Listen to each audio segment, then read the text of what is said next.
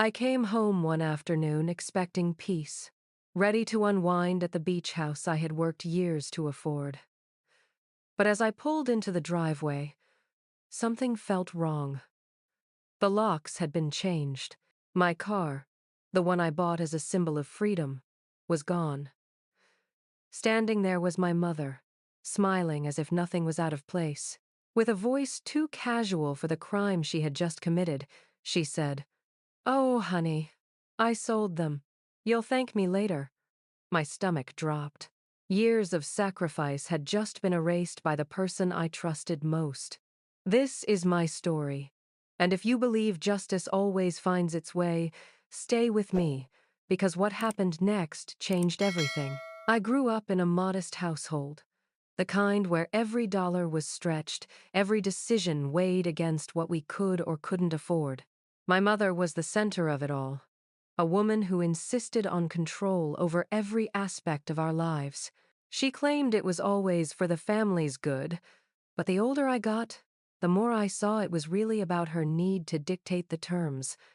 Still, as a kid, I never questioned it. If she said no to a school trip, I stayed home. If she told me which friends were acceptable, I obeyed. Somewhere, deep inside, though, I carried this quiet dream of independence, a vision of one day having something that was truly mine. That vision became my driving force as I entered adulthood. While others my age spent weekends partying or burning money on fast thrills, I was grinding. I worked double shifts at restaurants, took freelance projects late into the night, and saved every cent with almost obsessive discipline. There were nights when exhaustion made my bones ache, but I kept going. Each deposit into my savings account was more than just money. It was proof that I was building a future my way, not under my mother's shadow. After years of sacrifice, that future finally took shape. I bought a beach house, a modest place by most standards, but to me it was a palace. The salty air, the sound of waves crashing just steps away from my porch. It wasn't just real estate. It was freedom. Alongside it, I treated myself to a car. Nothing flashy, but reliable and sleek. Something that whispered of independence every time I turned the key. These weren't luxuries handed to me by inheritance or favors. They were the direct result of sweat, grit, and countless sleepless nights. Yet even as I reveled in these victories, I didn't turn my back on my family. Despite my mother's overbearing tendencies, I still supported her financially. I paid her bills when she asked, slipped her money when I knew she was struggling, and even gave her a small monthly allowance so she wouldn't feel burdened. I believed it was my duty as her child, and part of me hoped she would finally see me as more than just the kid she could control. I wanted her pride, her recognition, maybe even her approval. On the surface, she seemed to play the part. She'd smile when friends asked about my success, drop casual comments about how hard I worked, and even visit the beach house a few times, acting impressed. I thought maybe, finally, I had earned her respect. What I didn't know was that behind those smiles lurked something else: entitlement. She didn't see the beach house as mine, the car as mine. In her mind, they were simply assets she had the right to manage, just like she had managed everything else in my life. Looking back, the signs were there. The way she'd casually mention what she would do differently if the house were hers, or how the car would be better off in someone else's hands. The way she'd tell relatives, "We bought the house, we got the car," as if she had worked those endless hours beside me. At the time, I brushed it off as her just wanting to feel included. I never realized it was her laying the groundwork to claim what I had built. For me, that beach house and that car represented the purest form of independence, a testament that I could rise above the limitations of my upbringing. For her, they were trophies she believed she had the right to trade, to sell, to control, because, in her mind, I was still the child who owed her everything. The betrayal didn't crash into my life all at once. It came in fragments, like puzzle pieces I didn't want to put together. The first crack appeared the day I drove down to the beach, eager to escape the noise of work and spend a quiet weekend in the place I had built for myself. As I turned onto the familiar street, something felt wrong. My mailbox looked different, the flowers I had planted near the porch were gone, and a new set of curtains hung in the front windows. My stomach tightened as I parked along the curb, because when I tried my key in the lock, it didn't fit. Confused, I knocked, expecting maybe a maintenance worker or perhaps a break-in. Instead, a middle-aged couple opened the door. They looked at me like I was a stranger. When I explained this was my house, the man shook his head with polite firmness. "No, we just bought it last month. The deed is in our name." I laughed in disbelief, certain it was some kind of mistake. But when they showed me the paperwork with my mother's signature as the acting authority, the room spun. She had signed off on the sale of my house, my beach house, as if it were hers to give away. Shock froze me. But the true gut punch hadn't even landed yet. When I stormed back to my apartment and opened my garage, my car wasn't there either. At first, I thought it had been stolen. But then, I remembered the title, the paperwork I had stupidly left in a drawer at my mother's house, thinking it was safe there. My chest tightened with dread. If she could forge my name for the house, what was stopping her from transferring the car title too? Within days, my suspicions were confirmed. The DMV records showed the vehicle had been sold, the title transferred, again under my mother's signature. She had claimed family rights, pretending she had authority to act on my behalf. Both my house and my car, symbols of every sacrifice I had made, were gone, signed away without my knowledge. The rage came in waves, boiling hot, then collapsing into disbelief. This wasn't a stranger. This wasn't a scammer. This was my mother, the woman who had raised me, who I had supported financially, who I believed would always want the best for me. How could she look me in the eye all these years, call me her child, and then rob me blind? I confronted her, shaking with anger. "How could you do this? How could you take everything I worked for?" She didn't flinch. She simply smiled, shrugged, and said, "Oh, honey, you were too young to handle all that responsibility. I did it for your own. Good. Someday you'll understand." Her words cut deeper than the theft itself. She wasn't sorry. She wasn't even hiding. In her mind, she had every right. To her, I wasn't an independent adult who had earned these things. I was still the child she could control, the child who owed her everything. When I told friends and relatives what happened, their reactions shocked me even more. Instead of outrage, many gave me pitying looks or whispered warnings. "She's your mom. You can't fight her. Family is family." Some even implied I should be grateful she didn't take more, grateful she was still around. I felt trapped, suffocated by a web of loyalty that only ran one way. The betrayal grew heavier when I discovered what she had done with the money. I had assumed maybe she needed it for bills or debts, but no, she had used my sacrifice to fund a lavish lifestyle. She went on vacations to the Caribbean, posting smiling photos on social media. She showered my golden child sibling with gifts, designer clothes, a brand new laptop, even covering rent. And then, the final insult. She paid off her boyfriend's mounting debts, the same man who had never lifted a finger to help our family. Each revelation was like a fresh knife. She hadn't just taken what was mine, she had traded years of my sweat and exhaustion for her fleeting pleasures. And while she lived like a queen on stolen wealth, I was left scrambling, my dreams ripped away. The public humiliation came next. At a family dinner, packed with aunts, uncles, cousins, she decided to make me the punchline. She raised her glass and with a laugh announced, I had to sell the beach house and the car. My child needed a lesson. Too much luxury makes people spoiled, you know. Now they'll finally learn responsibility. Laughter erupted around the table. Not the nervous kind, but genuine chuckles, like it was all one big joke. My cheeks burned hot, my chest clenched so tight I could barely breathe. I looked around, hoping for just one person to defend me, to say this wasn't funny, this was theft. But no one spoke. Some nodded, others smirked. To them, I was the ungrateful child who had been taught a lesson. In that moment, I felt erased. Not just stripped of my house and car, but stripped of dignity, of identity. My years of sacrifice were reduced to a punchline. My mother sat there, basking in the attention, twisting the knife deeper every time someone clinked their glass. Inside, though, something shifted.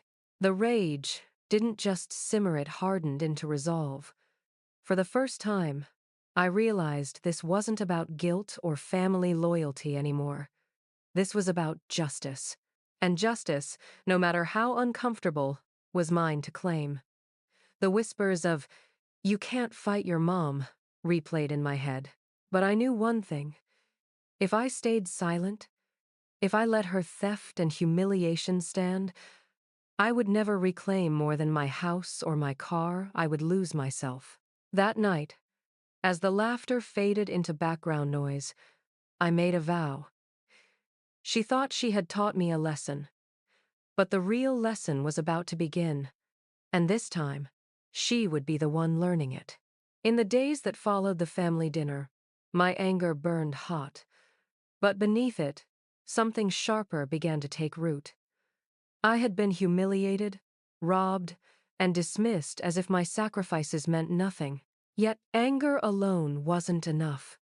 If I wanted my life back, if I wanted justice, I couldn't simply scream into the void. I needed to be smart. Quietly, without telling anyone, I scheduled a meeting with a lawyer recommended by a colleague. Sitting in that office, surrounded by stacks of case files and the faint smell of old leather, I laid everything out. The house sold without my consent, the car transferred behind my back, the forged signatures. For the first time, someone listened without judgment, without telling me to let it go because she's your mom. The lawyer leaned forward, eyes sharp. "This isn't just betrayal," he said. "This is fraud, and it's criminal." His words were both terrifying and liberating. Part of me still clung to the idea that family disputes didn't belong in a courtroom, but the reality was undeniable. My mother hadn't simply overstepped, she had committed crimes. The lawyer pulled out documents, highlighting discrepancies in the sale contracts. My supposed signature was a sloppy imitation, laughable to anyone trained in handwriting analysis. On the car title, the notary stamp was expired, a detail she must have thought no one would notice. Every page I handed over became another brick in the wall closing in around her. Then came the bank records. With the lawyer's help, I traced the flow of money from the sale of the beach house and the car. It was like watching a trail of breadcrumbs leading straight to her greed. Thousands spent on luxury cruises, resort stays, jewelry, transfers to my siblings' account labeled as gifts, payments on her boyfriend's overdue credit cards. Each line item was another betrayal. Proof she hadn't just taken from me, she had laughed while burning through years of my labor.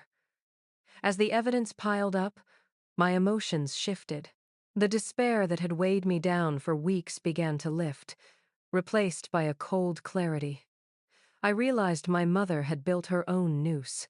Every receipt, every forged document, every bank transfer was a piece of rope she had twisted tighter around her neck. She thought she was clever, untouchable, shielded by the word family. But family ties don't erase fraud. The lawyer laid out my options. I could press charges, file civil suits, reclaim the assets, even seek damages for emotional distress. But he also cautioned me it wouldn't be easy. She would fight back, play the victim, try to turn the family against me again. for a moment, doubt crept in. Did I have the strength to go through with it? To drag my own mother into court? Then I remembered the looks on my relatives' faces as they laughed at me during that dinner.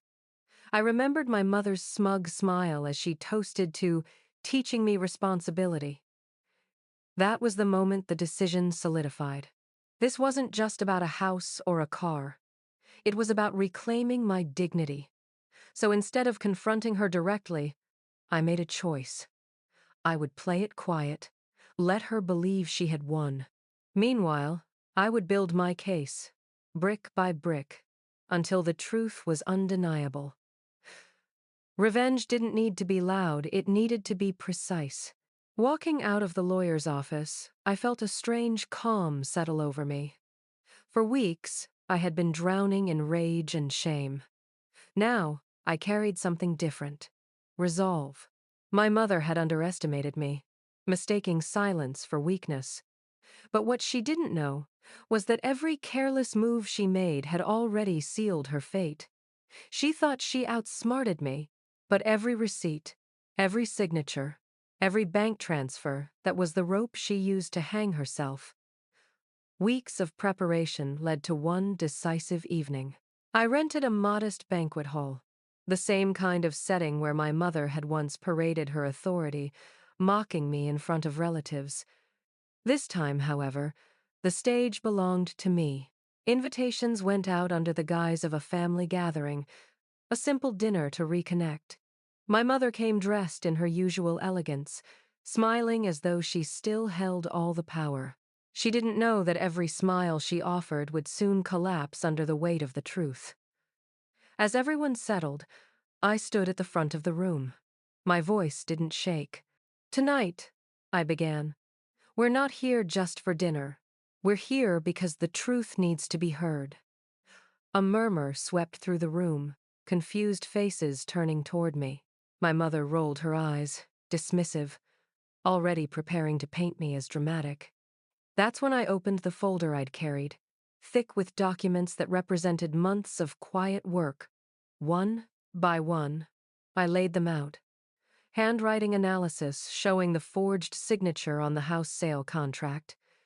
DMV records proving the car title had been illegally transferred. Bank statements tracing the stolen funds into luxury vacations, gifts, and her boyfriend's debt. Each paper landed like a hammer blow. My mother's smirk faltered, then vanished completely. She reached for excuses. "It was for your own good. You weren't ready. I only borrowed the money, but every claim collapsed as the evidence piled higher." The lawyer I had retained stepped forward, calm and commanding. He explained the gravity of what had been done. Fraud, misappropriation, theft. No one could deny it now. My relatives, who had once laughed at my humiliation, sat in stunned silence. The smug expressions that had haunted me at that dinner table months before were replaced with wide eyes and whispered disbelief. For the first time, the power shifted. I was no longer the child being lectured. I was the adult demanding justice. Legal proceedings moved swiftly after that night. In court, the judge reviewed the evidence and spoke words I had dreamed of hearing. The sales were invalid, the signatures forged, the transfers illegal. The beach house was returned to me, the car replaced with compensation for damages.